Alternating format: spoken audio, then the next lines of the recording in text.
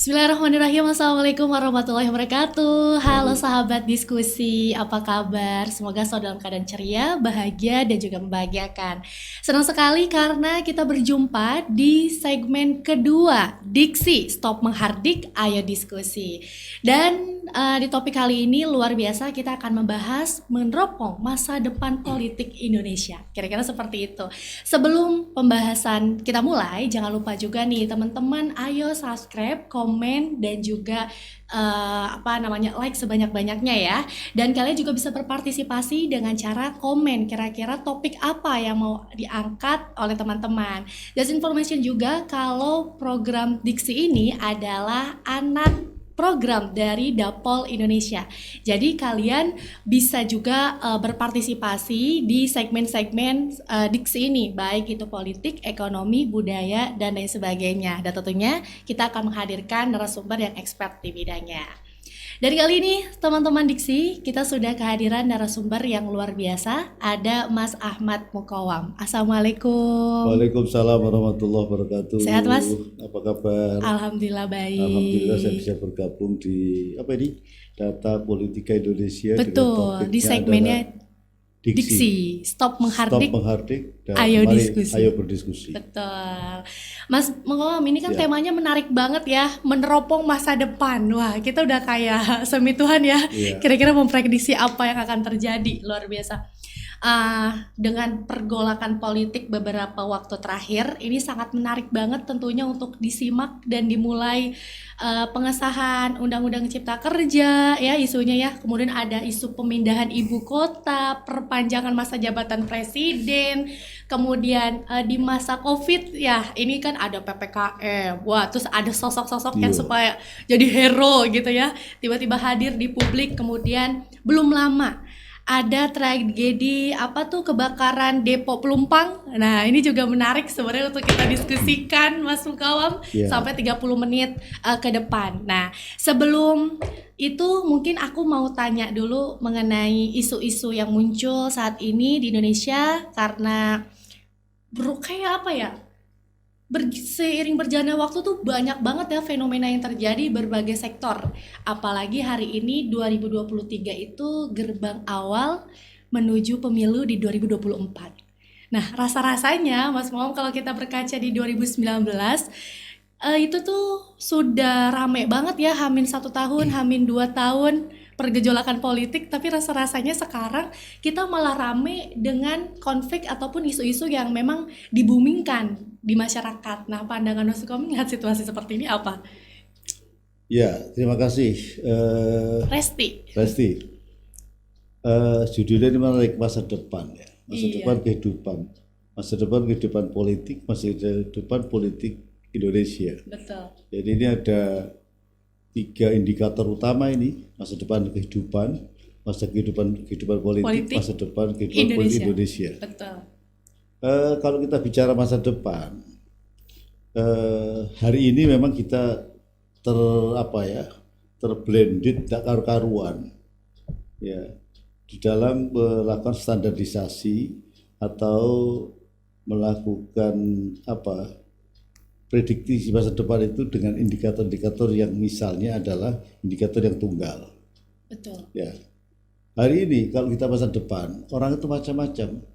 Masa depan itu bisa dilihat dari wahyu. Iya. Masa depan itu dilihat dari kitab suci. Masa depan itu bisa dilihat dari intuisi. Masa depan itu bisa dilihat dari ilmu pengetahuan. Masa depan itu bisa dilihat dari kebiasaan-kebiasaan. Masa depan itu bisa banyak indikator-indikator yang bisa dijadikan sebagai barometer, cara untuk melihat masa depan. Betul. Nah, karena itu juga tergantung dari perspektifnya. Nah, karena itu tadi yang mulai dari wahyu, firasat, ilmu pengetahuan itu tentu punya dialektika yang berbeda-beda. Nah, karenanya sebuah negara besar seperti Indonesia ini antara yang hak dan yang hoax itu kadang-kadang tipis bedanya di situ. Nah, karena itu di sini menurut saya Saya kembali kepada satu teori orang Jawa, teori orang Indonesia, teori pendidikan Indonesia. Itu namanya adalah ing ngarsa sung turodo, ing madya mangunkarsa, tuturi handayani. Jadi ini sebuah satu konsep kepemimpinan yang di depan ya dia harus menjadi teladan. Siapapun dia, kita sepakat dia di depan, maka kita teladani. Lalu yang kedua adalah engarso mengonkarso, ada proses dialektika di situ yang dimana adalah ada dimensi aspek gotong royongnya, ada aspek kebersamaannya, sehingga orang yang berada di manajemen tengah, mengonkarso tadi, itu ada kreasi yang ada di tengah, ada fungsi-fungsi secara kualitatif itu equilibrium. Lalu yang ketiga adalah tuturi handayani. Nah, ini semua hari ini kalau kita bicara mengenai konsepsi kepemimpinan berdasar pada itu mungkin kita tidak bisa menemukan mana yang harus diteladani karena semua sudah cenderung bilar ya. Kemudian mana yang di tengah, mana yang di lower, yaitu sudah semua itu dalam posisi hari sulit dijadikan sebagai satu pedoman di dalam melihat realita. Nah, karenanya saya sih berharap ya, kalau kita bicara masa depan politik Indonesia itu maka ya ini kalau sudah masuk pada situ, sudah masa kehidupan macam-macam. Masa depan sebuah negara bangsa itu tidak hanya tergantung dari politik. Dia ada ekonomi, ada sosial, ada kebudayaan, ada ideologi, ada aspek-aspek yang lain yang ini secara kumulatif itulah sebuah sebuah realitas. Apakah kemudian realitas itu adalah sudah ideal atau belum, itulah satu fakta yang merupakan proses dari keseluruhan ini. Nah, kalau kemudian kita ngambil pada aspek politik ini ya, aspek politik, kehidupan politik ini kan ngeri sekali nih bicara mengenai kehidupan politik. Saya tidak mau terjebak pada bicara mengenai partai politik, hanya bicara mengenai pemilu gitu ya. Tapi ayo kita bicara mengenai ideal tipe ideal politik Indonesia seperti apa. Kita sudah punya parameter, satu adalah Undang-Undang Dasar 45. Nah, di dalam Undang-Undang Dasar 45 itu jelas bahwa kemudian di alinea 4 itu jelas untuk itu dan sebagainya, kemudian ada kata Pancasila di situ. Nah, jadi karena itu ideal sebuah negara bangsa itu oleh para founding fathers kita itu sudah jelas di situ, mencerdaskan kehidupan bangsa, kemudian juga ikut ketertiban dunia. Iya, sampai kemudian ada pencerdasan, ada kesejahteraan, ada ketertiban dan sebagainya. Itu merupakan satu proses yang oleh founding fathers kita itu menjadi tolak ukur sebuah negara bangsa. Nah, bagaimana cara mencapainya? Nah, disitulah kemudian perlunya bidang politik. Nah, bidang politik itu menjadi mayor, bisa menjadi menjadi mainstream dari proses bernegara, berbangsa, bermasyarakat ini. Kalau kita bicara ekonomi, dia tidak bisa memberikan indikator pada kehidupan yang lain. Ya. Artinya yang jamak gitu. Tapi bahwa politik hari ini, politik itu pertama dia berkaitan dengan kekuasaan. Jadi whole-nya seperti itu. Maka siapapun dia berada di dalam SDM, lembaga sumber daya manusia atau lembaga yang concern pada bidang politik, ya ayo kita bicara mengenai makrosistem kita, sistem kekuasaan kita. Nah, lalu yang kedua, kalau kemudian kita bicara mengenai politik, yang kedua itu adalah yang sering orang menyebut itu adalah sebagai pengambilan keputusan. Orang kemudian memaknakan policies. Orang kemudian juga memaknakan itu adalah decision making gitu ya, proses pengambilan keputusan. Lalu yang ketiga itu adalah public policy, kebijakan publik.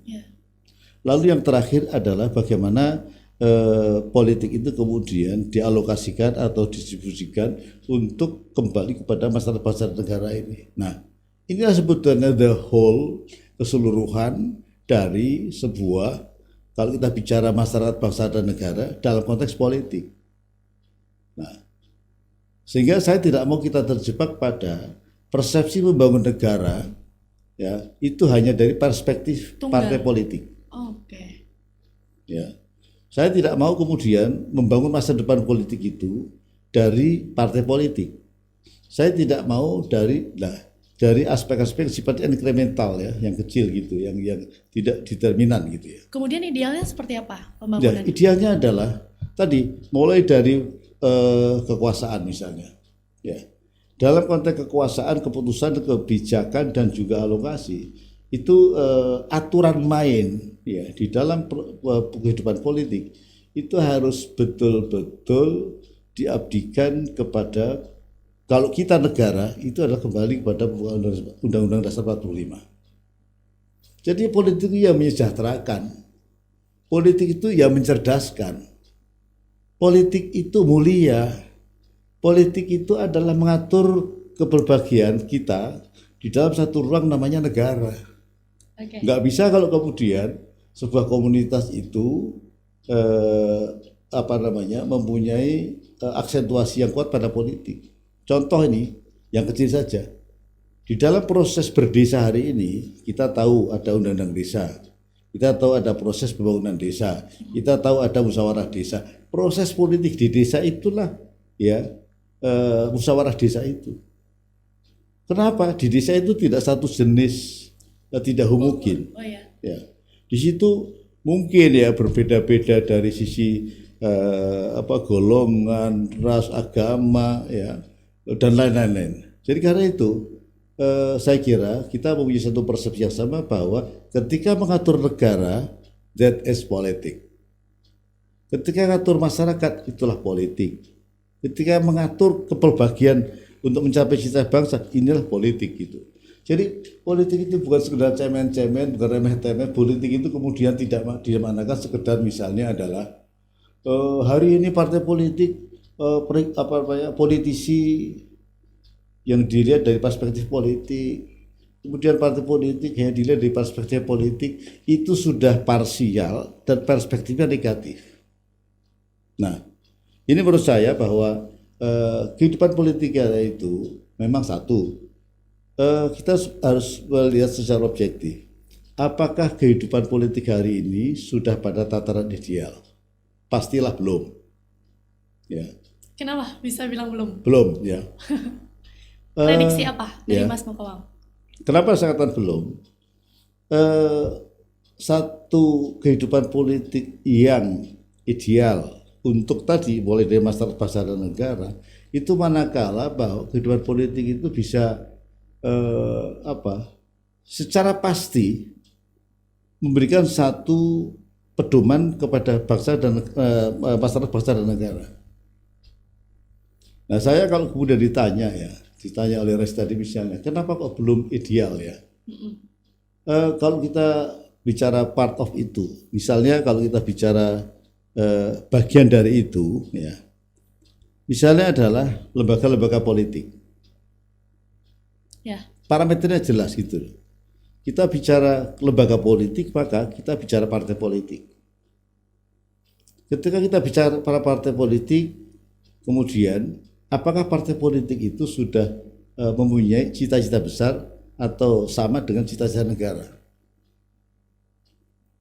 Ya, sehingga institusi politik itu tidak boleh menjadi negatif faktor di dalam pembangunan republik ini. Karena begini, kenapa saya bilang negatif faktor? Hulu semua persoalan ini itu ada dua di republik ini. Ya. Satu adalah politik, yang kedua hukum. Jadi manakala hukum dan politik itu baik, maka cermin di masyarakat itu jelas, ada ketertiban sosial, ada kelancaran, ada pelayanan publik yang baik, ada kepastian di dalam kehidupan. Ya, artinya apa kehidupan itu? Di dalam kehidupan berumah tangga, mulai misalnya apa itu rumah tangga? Misalnya bidang-bidang harus diambil peran oleh masyarakat, sosial, ekonomi dan sebagainya itu. Nah, kalau itu Saya kadang-kadang itu sederhana cara berpikir saya. Rupa-rupa transportasi di Jakarta ini, ya, rupa-rupa transportasi secara nasional, rupa-rupa kehidupan berbagai bidang di Indonesia itu cermin politik. Artinya apa di situ? Masih ada problem. Oke. Maksudnya tadi menarik banget, bilang tipe ideal politik itu sebenarnya kan kekuasaan. Bukan Ya. tipe ideal. Jadi ada beberapa aspek. Kalau kita bicara politik, jangan bicara NC partai politik, tapi di situ ada bagaimana ideal type daripada ideal type. Tipe ideal di dalam konteks kita bicara kekuasaan. Oke, ketika membicara penguasaan, Nah, itu harus merujuk pada kepentingan negara. oh iya, Dalam artian lain, kekuasaan negara ini kan harus ditopang sebenarnya oleh beberapa elemen ya, ada partai politik, ada lembaga politik. Nah, dari argumentasi yang tadi disampaikan Mas Kom, ini seolah-olah bisa saya simpulkan bahwa lembaga politik ataupun partai politik tidak sama dengan goals apa atau tujuan negara. bukan tidak, Oh, belum sama. Kenapa bisa Jadi, mengatakan relatednya begitu seperti itu? ya. Misalnya begini ya, kalau kita langsung, kalau ditanya pada praktek politik di Indonesia, Ya. Apa sih gitu yang membuat tidak ya. sama dengan? Kalau kita bicara itu, maka pertama saya tanya kepada kita semua, apakah politik hari ini hegemonistik pada kehidupan rakyat Indonesia? Mungkin sebagian besar akan menjawab iya. Kalau kemudian ditanya lagi adalah, apakah kehidupan partai politik, kehidupan politik yang ditopang oleh instansi partai politik seperti ini sudah ideal? Barangkali ini belum. Kenapa? Fungsi politik itu paling tidak ada beberapa. Pertama adalah pendidikan politik. Yang kedua adalah segregasi kepentingan. Yang ketiga adalah fungsi untuk kepemimpinan nasional. Ya, itu dari tiga ini. Apa kemudian pada aspek kepemimpinan nasional ini partai-partai politik itu sudah menghadirkan kader-kadernya untuk menjadi pimpinan daerah, kabupaten, kota, provinsi, dan nasional.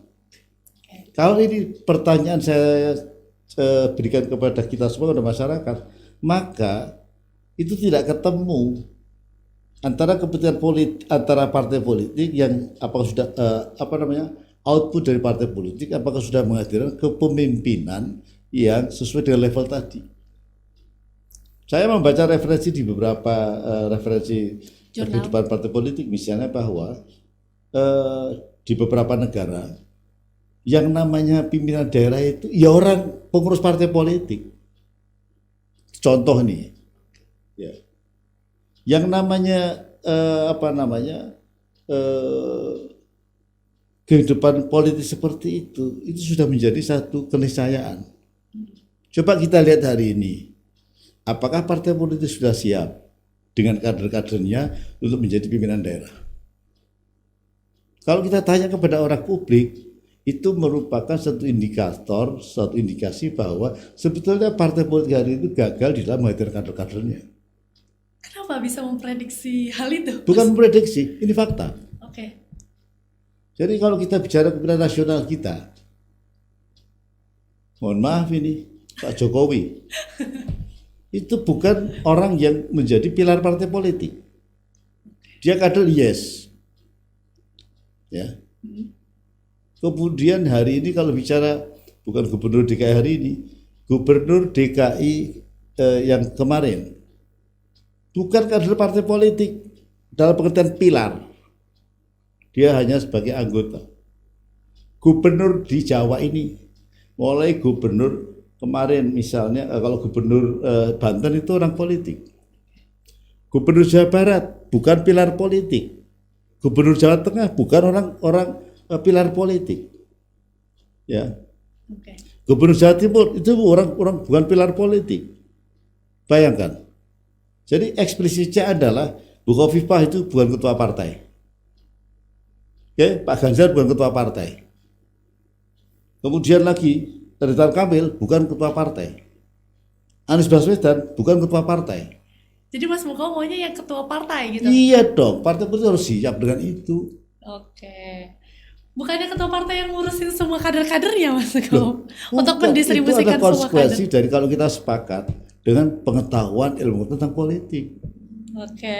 Jadi di berbagai negara hari ini kalau kita bicara, kemarin Presiden Cina ya dilantik kembali menjadi presiden yang ketiga kali, dia itu harus sekjen partai. Oh, jadi kalau pimpinan partai harus ikut juga gitu ya? Bukan, jadi pengertiannya adalah dia harus menyiapkan kader inti, pilar partai politik itu di dalam di dalam ruang kekuasaan itu.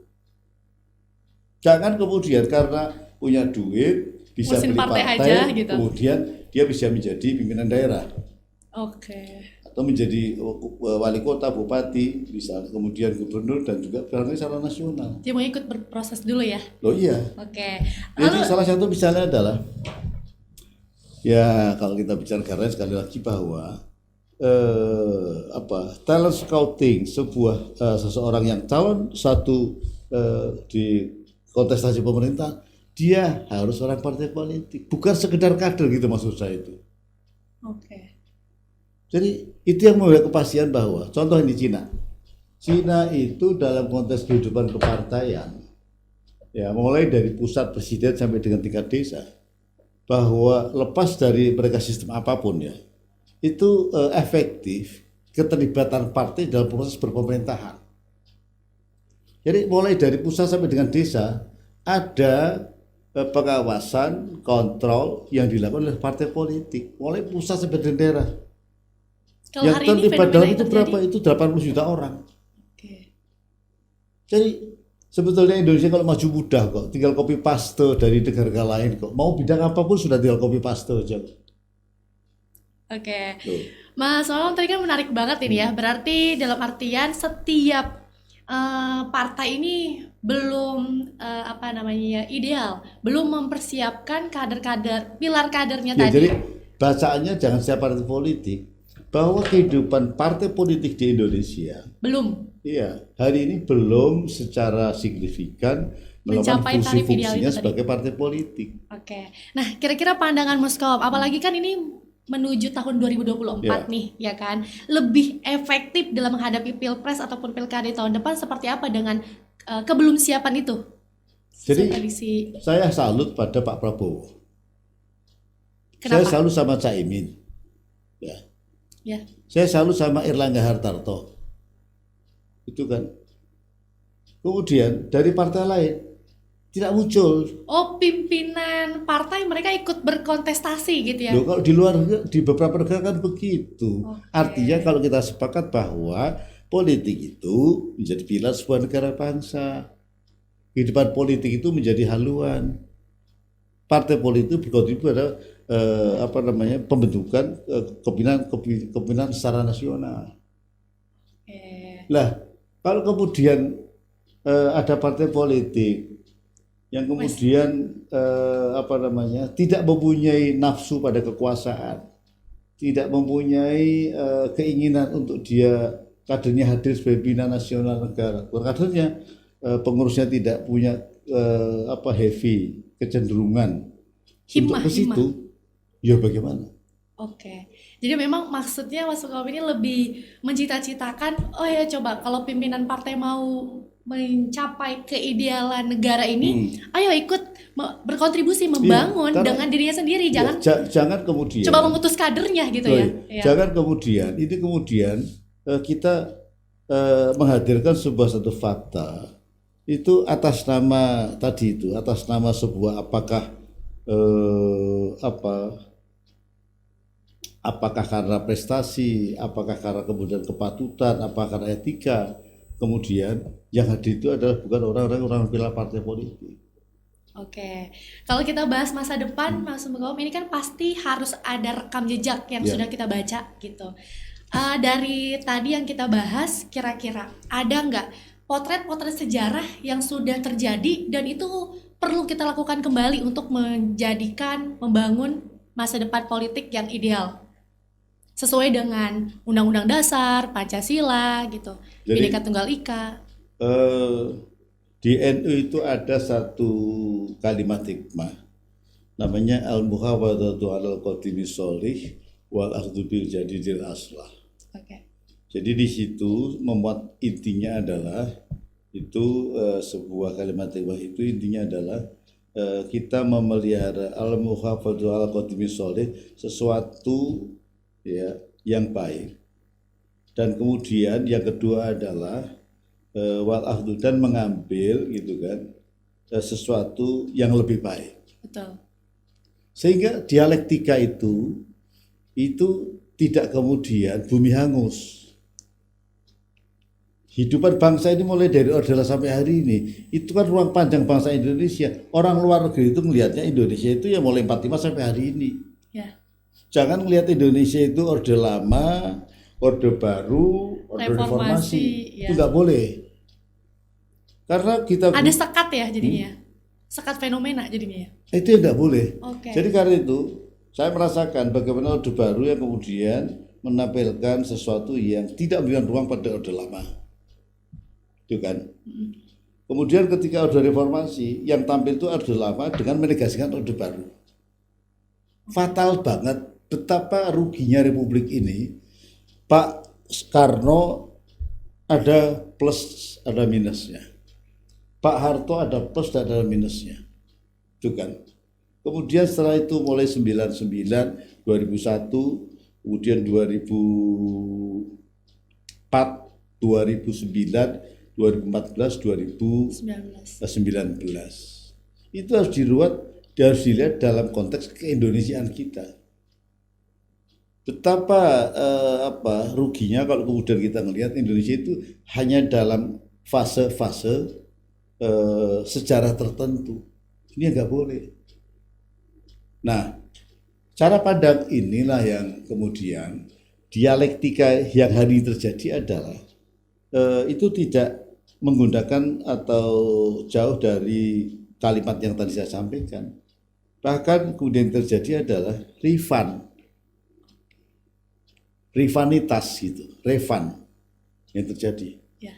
Ini membawa pengetahuan kepada generasi muda itu bahwa kalau begitu orde ini bagus, kalau begitu orde ini jelek, itu nggak boleh. Ada judgement jadinya ya, penghakiman. Iya, itu tidak boleh terjadi. Oke. Sehingga kita melihat holistiknya itu adalah kita melihat negara yang sudah merdeka sekian puluh tahun itu, kita sampai sekarang berapa? 76 ya. Itu kan 1, 2, 3, 4 sampai 76. Tidak kemudian ini dilihatnya itu adalah setelah reformasi 98. Enggak. Ya. Enggak, cita bangsa itu dilihat dalam global, perspektif yang panjang itu. Betul. Ini menarik juga karena dari proses kepemimpinan baru terjadi tahun ini. Itu adalah fenomena COVID ya. Karena kan sebelumnya nggak pernah terjadi nih. Kayaknya krisis seperti ini gitu ya. Berapa tahun kita? Dan kita dihadapin oleh beberapa fenomena, ada PPKM, PPDB, dan lain sebagainya. Ini kan sebenarnya suatu fenomena juga yang bisa kita ukur untuk mewanti-wanti capaian apa di masa depan. Apalagi ini sebentar lagi isunya 2024 ini pesta demokrasi rakyat ya. Semua apapun perlu kita evaluasi menuju ke sana gitu. Ya, tapi begini, apapun perjalanan bangsa ini, ya, jangan lupa konstitusi menjadi pegangan kita. Itu tidak boleh tidak.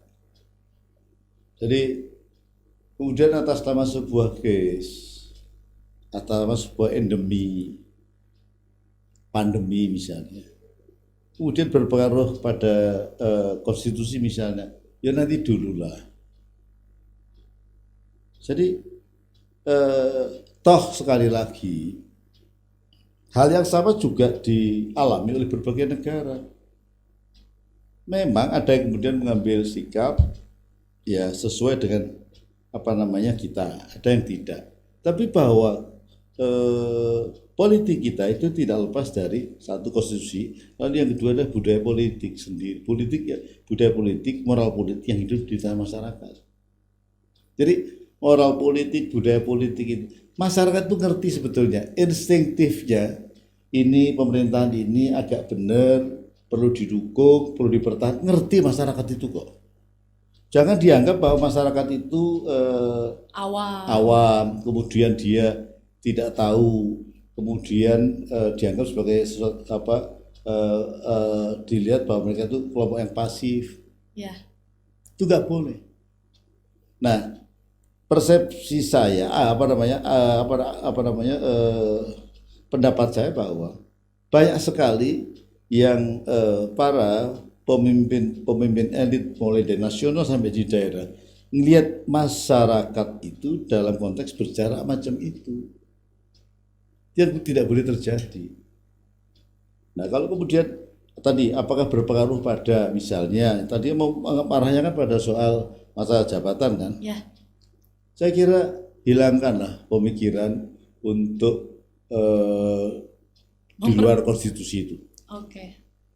Jadi sekali sudah, soal kalau kemudian kalau ini istilah di olahraga sepak bola misalnya, begitu 90 menit Menitnya udah habis gitu selesai, ya sudah, ganti pemain. bukan artinya pertandingan selesai. Oke. Ya kalau tak ada injury time 4 sampai 6 menit, ya yang disepakati di situ. Injury time itu bacanya harus dilihat. Kenapa ada injury time? Karena ada waktu tidak efektif yang digunakan selama 40 menit. Oke. Apa itu? Misalnya bola out, ada tackling, ada pelanggaran. Akumulasi dari ini kemudian dijumlahkan oleh wasit. Yang tidak efektif itu berapa? 4 menit. Ya udah, injury time 4 menit. Tidak kemudian hasilnya misalnya seperti kemarin itu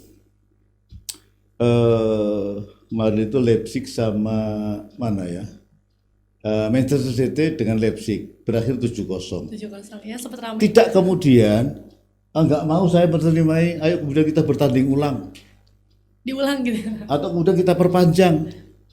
Ya, menjadi bangsa itu yang harus sportif gitu loh. Jangan kemudian kreasinya kemudian mempengaruhi masyarakat. Capek kita itu berpikir macam itu gitu. Jadi jangan pernahlah kemudian berpikir di luar koridor konstitusi. Nah, jadi itu berangkat dari asumsi pertanyaan yang soal masa jabatan ya. Jadi saya kira kok baru kali ini rasanya ada pemerintahan yang kemudian ada tunda, ada perpanjang, ada 3 kali. Ini yang waste bagi saya, bahwa nampaknya sudah 76 tahun itu masih juga ada beberapa elit politik, elit negara itu yang mencoba bermain-main seperti negara ketika masih usia dini. Oke, teman-teman, sebelum kita lanjut, bisa juga nih jangan lupa komen, like, subscribe, atau bisa di-share sebanyak-banyaknya ya diskusi kita kali ini. Jangan lupa juga nih diksi, di-vote terus karena tema diksi ini keren banget. Stop menghardik, ayo diskusi.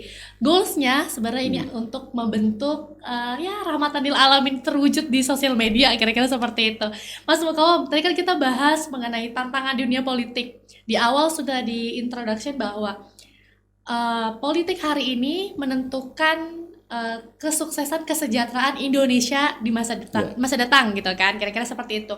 Nah, ini kan banyak tantangan ya, ternyata banyak perlu direvisi di dunia perpolitikan di Indonesia hari ini. Goals ideal di Indonesia seperti apa yang diidam-idamkan oleh Mas Mukawam ini? Kehidupannya gitu ya kira-kira. Ya, ada yang kedua tadi itu ada keputusan politik ya. Ada kekuasaan, ada keputusan, ada proses pengambilan keputusan, hasilnya kan keputusan politik. Kemudian ada kebijakan, yang dimaksudkan adalah untuk kepentingan publik. Kalau kemudian kita pada kuartal yang kedua kita bicara keputusan politik yang seperti apa, kembali jangan pernah lupakan pembukaan Undang-Undang 45 itu kunci. Nah, lalu keputusan politik yang apa? Ya, keputusan politik yang bagaimana? Menurut saya bahwa satu, kepemimpinan itu akan membawa pada arah perjuangan sebuah negara bangsa. Kalau dia efektif, maka kepemimpinan itu akan cepat membawa pada kemajuan bangsa. Ya.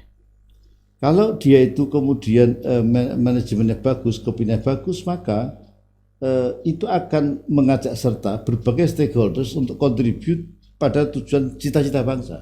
Ya. Karena itu, kalau kemudian ditanyakan seperti itu, ke depan seperti apa? Kepemimpinan dalam berbagai level itu harus juga dibenahi. Ya, jadi saya minta kepada kita semua ya, ini para pemirsa Data Politika Indonesia yang hari ini saya sempat menjadi salah satu yang diminta pendapat. Kesadaran menjadi pemimpin bagi siapapun pada level apapun itu harus ada. Sekali lagi bahwa kalau dalam secara moral itu kan kulukum ro'in. Jadi setiap kalian itu, setiap kita itu adalah pemimpin. Ya. Ya. Wa kullukum mas'ulun, dan semuanya akan ditanya Minta pertanggungjawaban. ditanya pertanggungjawabannya. Betul. Jadi ketika dia mau menjadi presiden, ya harus juga mindset harus dirubah presiden. Kepentingannya bukan untuk pribadi ya, tapi untuk Ya, masyarakat negara luas. bangsa. Betul. Kalau dia gubernur, bupati, wali kota, kalau presiden jelas ya, 1, gubernur 34 ya, hari ini ada berapa, 38 gitu ya. Kemudian yang di bawah itu 540 sekian. Ini ya mohon maaf, bagi Indonesia yang besar seperti kita ini, maka kita tidak akan mengetahui banyak kepemimpinan yang ada pada lokal masing-masing ini. Yang sering saya dapatkan adalah bahwa fakta-fakta kepemimpinan pada tingkat lokal, bupati, wali kota itu direct dirasakan langsung oleh masyarakat. Karena itu, apakah dia, mohon maaf itu, kemudian dijustifikasi, apakah bupati ini kemudian ini baiknya seperti apa, wali kota ini baiknya seperti apa, tetapi begini, itu banyak sekali. Berarti kan ini sebenarnya kepemimpinan ini kan menentukan arah kehidupan bangsa. Betul. Dan apapun yang ditentukan oleh seorang pemimpin itu akan berdampak oleh masyarakat, ya kan? Dan ini juga kalau bahas masalah Indonesia tentu harus melibatkan elemen masyarakat. Betul. Nah, yang lagi rame dan ini sempat ini ya sebenarnya ya sempat nanti naik isunya, nanti turun isunya, yaitu pemindahan ibu kota. Ini adalah isu terakhir mungkin ya Mas Mokom. Pemindahan ibu kota Jakarta. Ya kan. Jadi, ke Kalimantan. Ini kan juga sebenarnya berdampak. Kalau kita lihat pada institusi pembukaan undang-undang kemerdekaan, kayaknya nggak bertentangan gitu ya dengan pemindahan. Ini gimana pandangan? Mengenai tadi cipta kerja, mohon maaf, itu kan isu yang barangkali sangat berpengaruh kuat pada masyarakat. Karena itu muncul berbagai perspektif yang mengkritik pada undang-undang cipta kerja. Okay. Lalu soal ibu kota negara ini kok pertanyaannya kok menyimpang ya, tapi karena ditanya harus menjawab ini. Komitmen formal kita, ibu kota negara itu sudah dilandasi dengan sebuah undang-undang. Pemerintah juga sudah membuat program skala waktu, kemudian kegiatan, ya, dengan jadwal yang sudah rigid. Ya. Hanya saja begini, terlepas dari tataran formal yang sudah disepakati oleh DPR, ya, dan pemerintah, mesti juga dilakukan detailing lagi, ya, barangkali ada hal yang perlu dieksplor, ya, perlu dikaji, jangan-jangan itu jadi masalah ke depan. Okay. Nah, karena itu, ini kan pemindahan ibu kota itu kan satu menyangkut wilayah. Ya. Nah itu Resti, saya ini ada sedikit justifikasi. Pertama, ada kerjasama antar daerah yang tidak berimplikasi pada kebijakan. Misalnya Jabodetabek. Okay. Misalnya lagi adalah gerbang Kertosusilo. Apa itu gerbang? Itu adalah Mojokerto, Bangkalan, kemudian Kerto apa itu Surabaya, lo-nya itu mana itu. Jadi gerbang ada beberapa di Jawa Timur itu. Itu tidak berimplikasi pada keputusan politik di tingkat lokal. Ada lagi Joglo Semar. Apa itu? Jogja, Solo, Semarang. Oh iya ya, Jogja Solo. Ada lagi Barling Masakep. Itu apa? Itu Purbalingga, Banyumas, Kebumen, Cilacap tempat itu. Barling Masakep. Itu kerjasama wilayah itu mungkin pada saya tidak tahu apakah sedo semata, tetapi bahwa tidak berimplikasi pada kebijakan dan keputusan politik. Mungkin hanya di Semarang itu juga Kedung Sapur. Jadi Kendal, Ungaran, Salatiga, Purwodadi, Semarang. Ini yang pertama. Itu saya kira hanya sekedar gambaran ya. Bukan singkatan yang mungkin tidak berimplikasi pada kebijakan ya. Oke. Lalu yang kedua, kewilayahan itu adanya kawasan pengembangan ekonomi terpadu, KAPET. Indonesia ini ada 13 KAPET. Di berbagai daerah di Nusa Tenggara Timur ada, Nusa Tenggara Barat ada, Kalimantan Selatan ada, Kalimantan Timur ada, itu jumlahnya 13. Maksud Dul A'zamnya adalah bagaimana mengencourage gitu ya, mempercepat memproses peningkatan satu pusat ekonomi di daerah tertentu. Namanya KAPET, Pengembangan Ekonomi Terpadu. Oke. Ini alhamdulillah nggak ada yang berhasil. 13.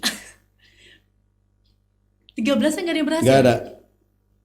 Dan konon hari ini tuh kantornya nggak ada, tapi masih ada nama pejabatnya dan bergaji. Jadi kayak bodong gitu ya? Ya enggak lah, saya ngomong seperti itu. Kemudian lagi kawasan ekonomi khusus. Kayak gitu. Jadi kawasan ekonomi khusus itu barangkali dalam bahasa lain disebut sebagai spesialis economic zone. Ya. Daerah-daerah yang sifatnya limited area. Sehingga di situ ada yang namanya tidak sekedar specific economic zone, tapi ada bounded zone, ada port zone gitu ya. Ya. Yang secara regulatif bahwa KEK di situ akan dijadikan sebagai prime mover di dalam satu pengembangan ekonomi dengan treatment aturan tertentu. Ini berjalan tertatih-tatih. Kawasan ekonomi khusus. Ya. Lalu yang keempat, saya sampaikan mulai soal Batam, mulai dari otorita Batam sampai hari ini, itu mengalami distorsi luar biasa, mengalami penurunan luar biasa, mengalami satu degradasi luar biasa gitu ya. Ketika Batam itu dulu adalah spesialis economic zone. Jadi kawasan ekonomi satu Barelang di situ dulu. Batam, Barelang, Barelang, kemudian satu lagi adalah Barelang ya, Rempang dan Galang. Ya. 74 ketika masih full otoritas, full authority, namanya otoritas, Ya. maka ada efektifikasi yang dilakukan oleh Orde Baru itu. Nah, itu mengalami kemunduran ketika regulasi. Orang Jakarta itu melihatnya itu dalam perspektif yang berbeda-beda. Kemudian misalnya munculnya partai-partai politik yang berkeinginan agar di Batam itu ada kota. Kemudian muncullah tuntutan untuk otonomi daerah. Ada Provinsi Kepulauan Riau, ini singkatnya saja ya. Ya. Kemudian ada Pemko, pemerintah Kota Batam. Ya. Sehingga kemudian pelayanan publik di situ, urusan pemerintahan di situ, itu kemudian, loh kok tahu ada dua gitu. Nah, otorita Batam itu dulu adalah milik pusat, Pemekaran gitu. bukan milik dalam tanda petik milik pusat. Dulu regulasi apapun dari pusat menentukan ini. Ya. Kemudian sekarang itu di bawah wali kota. Oke. Nah, Batam yang full authority pada waktu itu seperti itu. Sekarang tidak punya otoritas, kerja di bawah wali kota. Bingung juga ya. Hmm? Ya bingung juga Bingung jadi. juga. Oh, benar. Padahal kalau kita bicara spesialis ekonomi zone di berbagai negara, mohon maaf ini di Uni Emirat itu berapa ya 13 federal di negara Uni Emirat Arab itu dikelola dengan cara spesialis zone tadi itu. Oke. Ya, di Shenzhen itu informasi adalah dulu pernah belajar dari Batam. Ya. Kemudian lagi mana lagi itu Shenzhen, Uni Emirat, kemudian lagi kalau tidak salah di Hong Kong juga pernah belajar dari Batam. Jadi perspektif negara ini perspektif para pemimpin negara ini tidak cukup untuk kemudian mengelola sekedar Batam. Masih kebingungan ya. Bukan kebingungan. Sulit. Akhirnya keputusan itu adalah mendistorsi, mendegradasi yang tadinya itu oleh pemikir di masa lalu adalah Batam ini harus dijadikan sebagai benchmarknya pengembangan wilayah di Indonesia yang dia harus berhadapan harus competitiveness dengan Singapura. Jadi tetapi karena bacaannya itu rezim, ya dihilangkan gitu loh. Oke. Jadi sebuah perencanaan yang sedemikian rapi, kemudian singkatnya itu zaman siapa Pak Harto. Kan ngenes kita sebagai negara bangsa itu. Pernah satu cerita lagi misalnya adalah PTDI, Dirgantara Indonesia, yang dulu sudah membuat 235 JN. Ya, sudah membuat 265 ya. Sudah membuat helikopter gitu ya. Tetapi pada satu era di awal tahun 2000-an ini tahu-tahu kemudian tidak diberikan ruang hidup. Kenapa? Karena itu produk orde baru gitu loh. Ya. Sehingga kemudian ya drop shot, turun dan kemudian tidak produktif lagi. Sehingga SDM yang dididik, dilatih, disekolahkan di berbagai negara sebanyak kurang lebih 2.000 orang itu kemudian berserak di berbagai negara. Ya. Saya pernah ketemu teman-teman yang disekolahkan pada waktu itu zaman Pak Habibie itu, ada yang di Boeing, ada yang di Airbus, Prancis, ada yang di Pokma, Portugal, ada yang di kalau di Inggris itu di Itali, Frankfurt atau apa itu SDM kita gitu. Jadi karena itu mohon maaf lah cara pandang kita melihat satu proses perencanaan teknokratis, teknologis yang sudah sedemikian harus luas ya. Itu kemudian hanya dimatikan dengan itu bukan zaman saya toh. Oh benar. Jadi ada pemisah ya. Iya. Sedangkan harus melihat potret Indonesia harus dari awal. Nah, ya. bukan keseluruhan. Betul keseluruhan. Bagaimana nasib saya tidak sekali lagi bahwa misalnya mobil Timor. Oke. Jadi seolah-olah beda zaman ya, bukan tanggung jawab saya gitu ya. Padahal tanggung jawab bersama. Terus kemudian lagi itu apa yang satu lagi Timor itu Hyundai ya. Ya. Hyundai yang di masa lalu. Itu kemudian yang Nenggala ada apa itu? Loh, itu kan satu upaya dari pemerintah pada waktu itu untuk menghadirkan sebuah mobil nasional. Ini kan sebenarnya sebuah tantangan Indonesia yang belum selesai. Bukan tantangan Indonesia. Permasalahan. Tantangan moral kita sebetulnya. Komitmen kita. Jadi apa sih gagasan dari Mas Mukom yang ditawarkan untuk mencapai politik Indonesia yang diidamkan? Jadi ini bukan kampanye sehingga saya tidak menawarkan. Iya.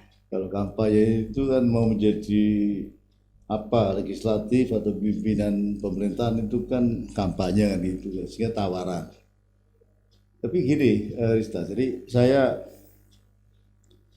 tadi mengelaborasikan saja bahwa eh, sudah sekian puluh tahun tadi, ya, merdeka sampai hari 45 sampai hari ini kan sudah 76 tahun ya. Ya. Nah, sehingga saya merasa bahwa eh, pemerintah dan masyarakat kita itu permisif sekali gitu. Jadi artinya bahwa nggak ada kepekaan, Oke.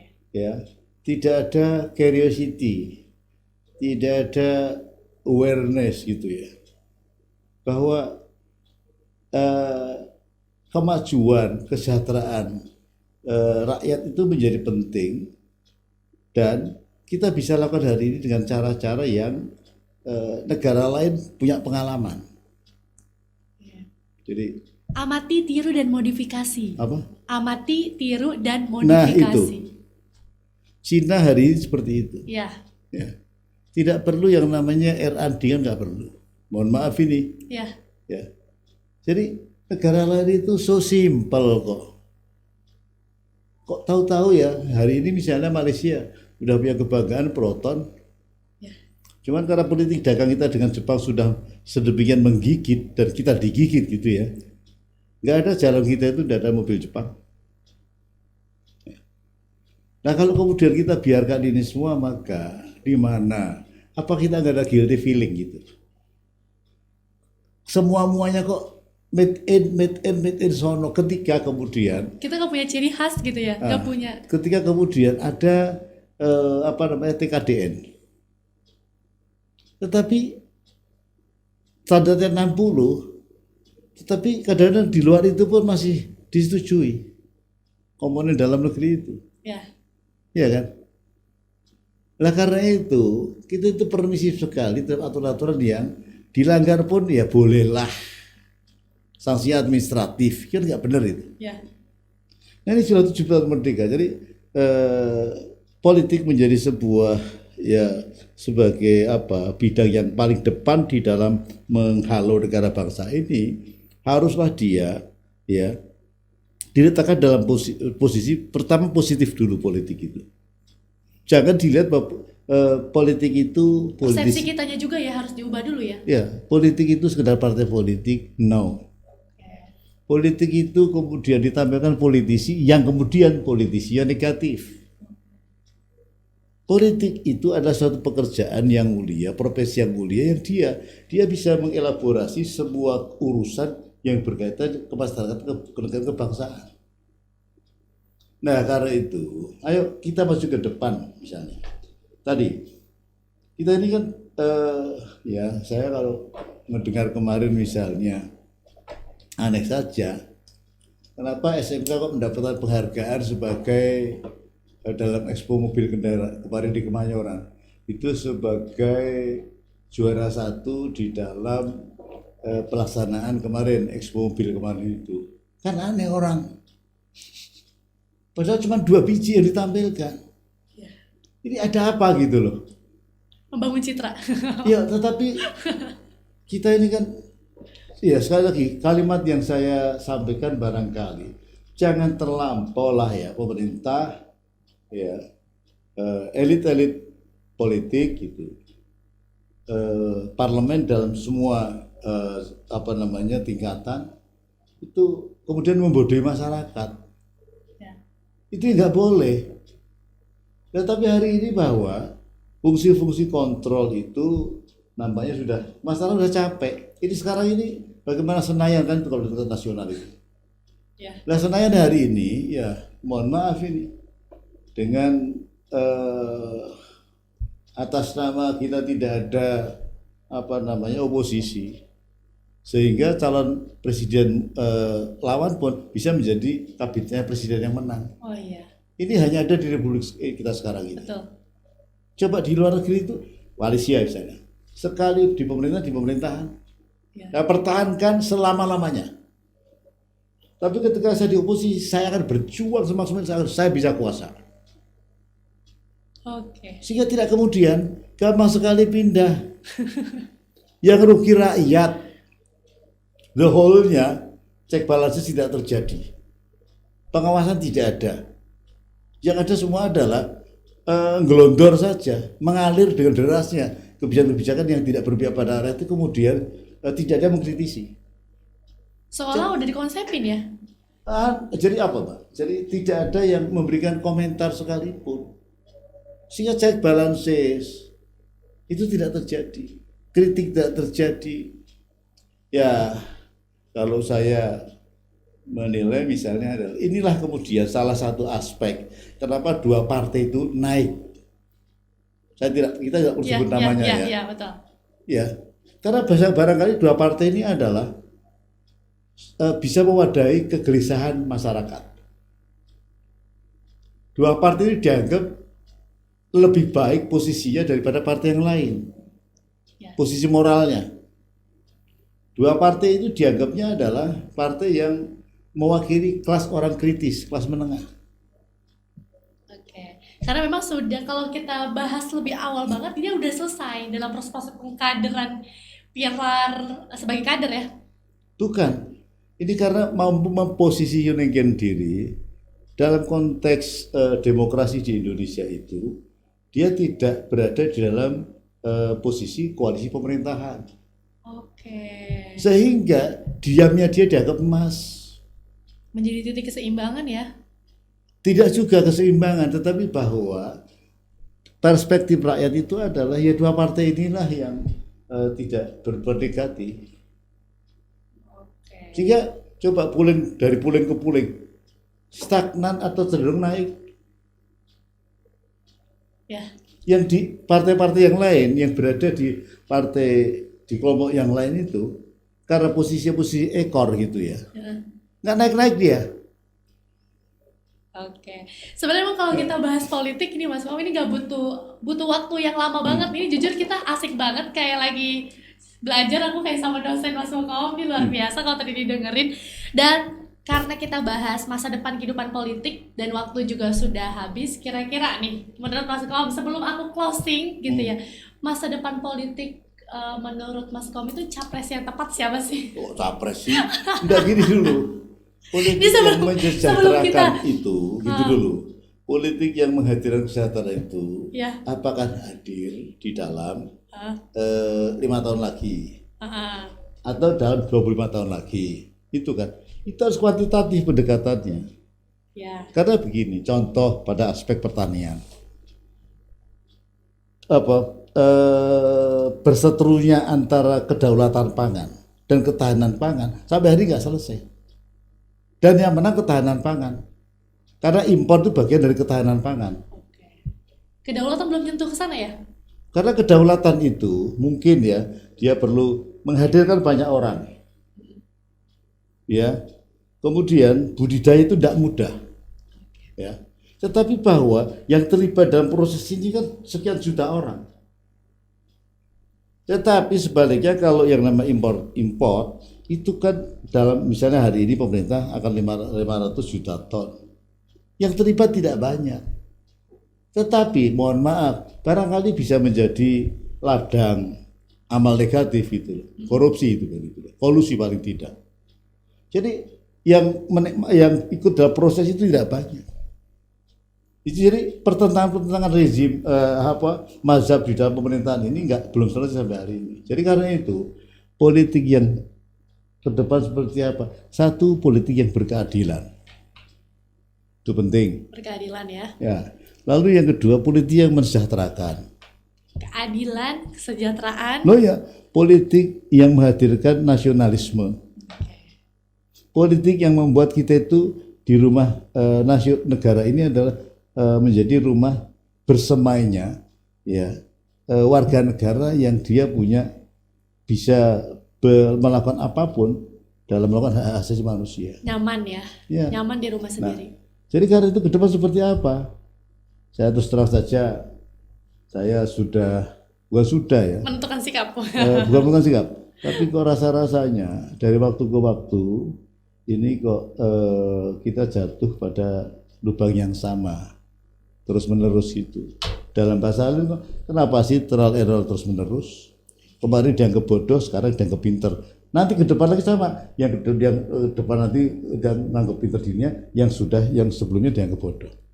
Dialektika ini nggak kondusif. Terus nggak begitu benar. aja ya, berulang terus. Dialektika ini harus dihilangkan gitu. Oke. Nah tadi misalnya soal IKN, boleh Anda membangun, tapi bangun untuk siapa? Rakyat bukan.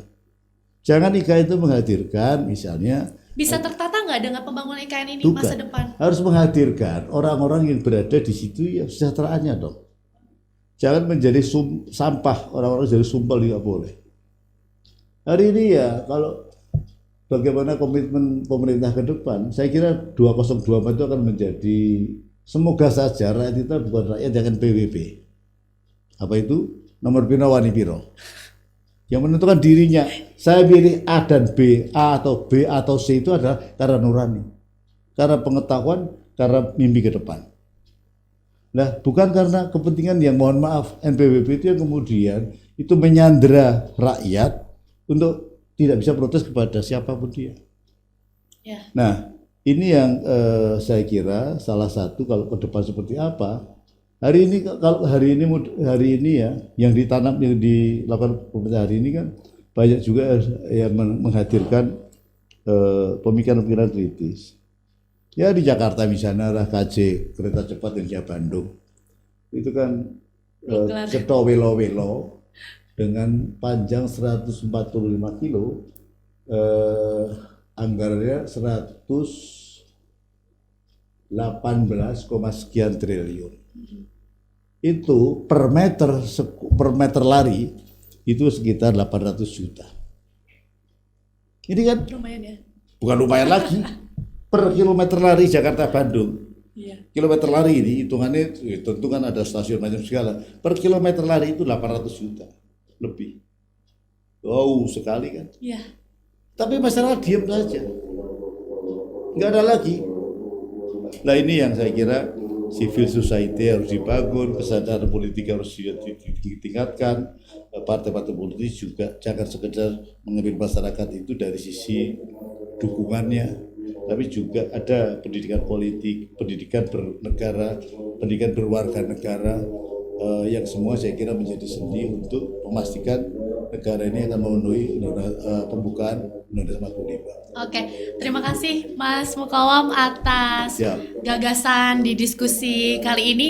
Sebenarnya teman-teman terima kasih banget juga udah saksikan di channel YouTube-nya Data Politik Indonesia di segmen Diksi. Stop menghardik, ayo diskusi. Sampai ketemu lagi di segmen selanjutnya. Mas Mukawam terima kasih banget. Semoga masa depan yang kita ceritakan bersama segera terrealisasikan di tahun 2024. Baik, terima kasih semuanya. Saya akhiri. Wassalamualaikum warahmatullahi wabarakatuh. Waalaikumsalam warahmatullahi wabarakatuh.